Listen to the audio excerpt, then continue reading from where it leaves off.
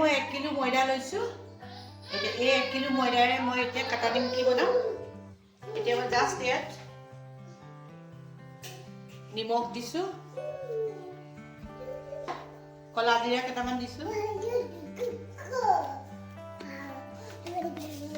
দি দিম এতিয়া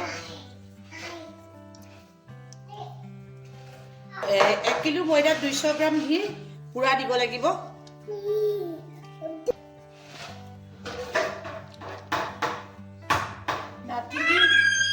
নাতিনি বহুত ফূৰ্তি।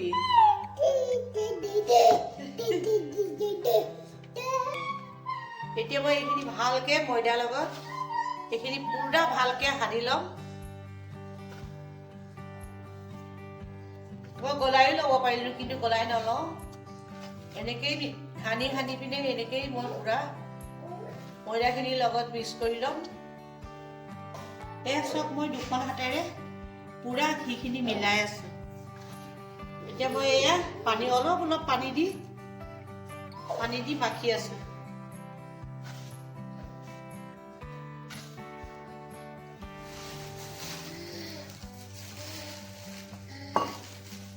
মাজে মাজে অলপ ৰিফাইনো দিব লাগিব।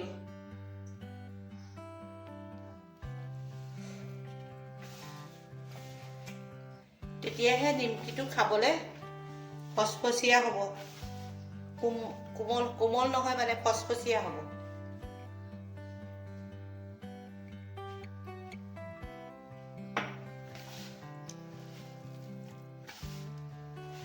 এতিয়া মই এটা হাতে মাখি আছোঁ, মই 2টা হাত লগাব লাগিব এতিয়া। এয়া এইদৰে মোৰ মাখা হৈ গৈছে। এয়া মই দুভাগ কৰি লৈছোঁ, কাৰণ কেলৈ সৰহ নহয়, সেইটো কাৰণে দুভাগ কৰি লৈছোঁ।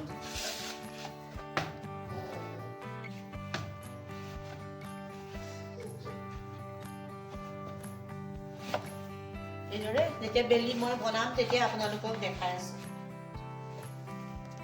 ৰিফাইন ঢালিম।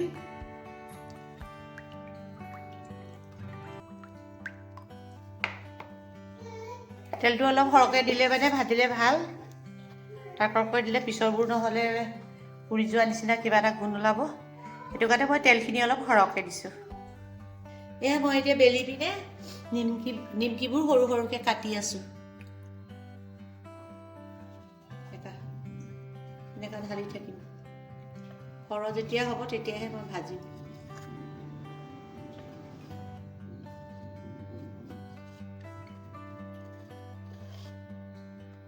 এইদৰে বেলিব লাগিব। দেখিছে মই কিদৰে বেলিছোঁ।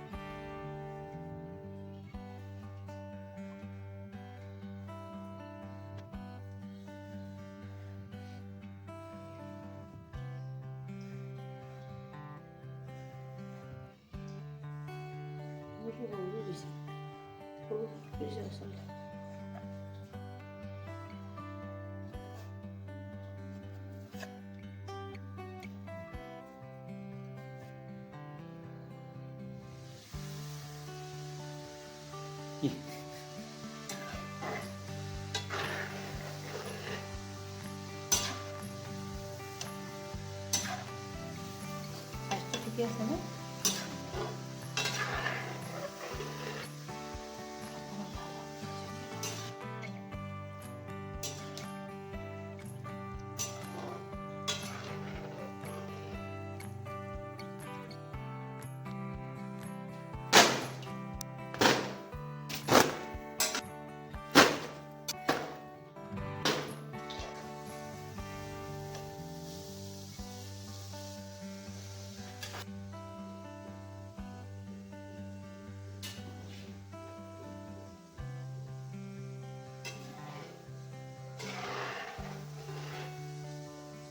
এয়া মই ভাজি আছোঁ এতিয়া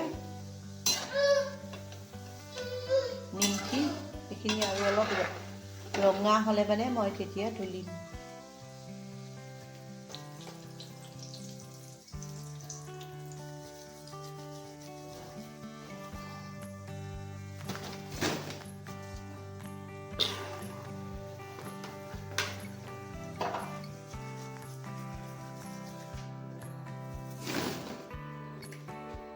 কাটা নিমকি বনোৱা হৈ গ'ল।